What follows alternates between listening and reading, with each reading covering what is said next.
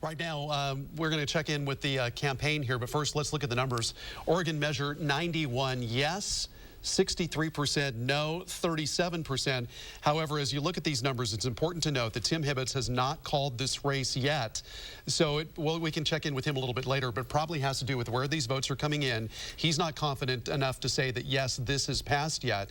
But I'm wondering what the reaction is right now from the Yes campaign. Kelsey Watts is there to tell us what they're thinking. Kelsey? Well, supporters of the Yes on 91 campaign party are just starting to come in here for their official election night party here in Southeast Portland. And we're told that as soon as we get some more results on this measure, one of the main people behind this measure, Chief Petitioner Anthony Johnson, will be making some comments. But you might have heard our own election analyst Tom Hibbetts say earlier tonight, this one will come down to voter turnout, and especially whether young people turn out tonight. Now, Oregon shot down a similar measure 2 years ago. Back in 2012, it failed by a margin of 53 to 47%. And as you just heard with these first results tonight, this one still too close to call. If it does pass here in Oregon, it would still take some time to implement.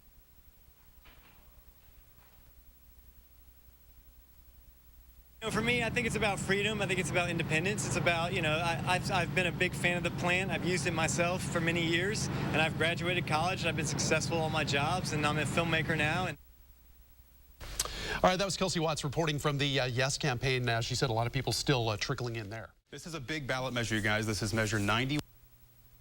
Marijuana in Oregon. Tim Hibbetts is ready to make a call on this one. Yes, we believe it's going to pass. It's going to not be a landslide, but all you got to do is get 50% plus one. And the reason, Ben, is it's rolling up a massive margin as expected in Multnomah County, but it is also passing in Washington County, passing in Jackson County, and passing in Lane County. These are most of the larger counties in the state, and it's going to pile up such a margin in those counties that even if some of the smaller, more rural conservative counties vote no, I don't believe they'll have the votes to overcome that lead. Okay, Tim Hibbetts calling in favor of recreational marijuana. That will pass.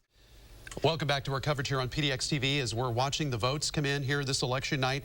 And we want to check in with one of the big measures that people were really interested in how this would turn out. And we have called this one. Tim Hibbetts, our Fox 12 analyst, says Oregon measure 91, recreational marijuana, will pass. Right now, the supporters are having kind of a meeting. One of the speakers is at the podium. Let's go and listen to that now. Misinformation and outright lies.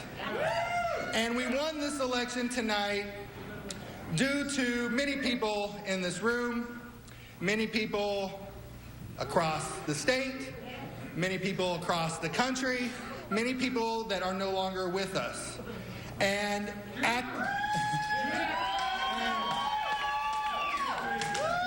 Jim Gregg, for one, a longtime activist. Jim Clark is in a hospital right now awaiting a new liver. What'd you say?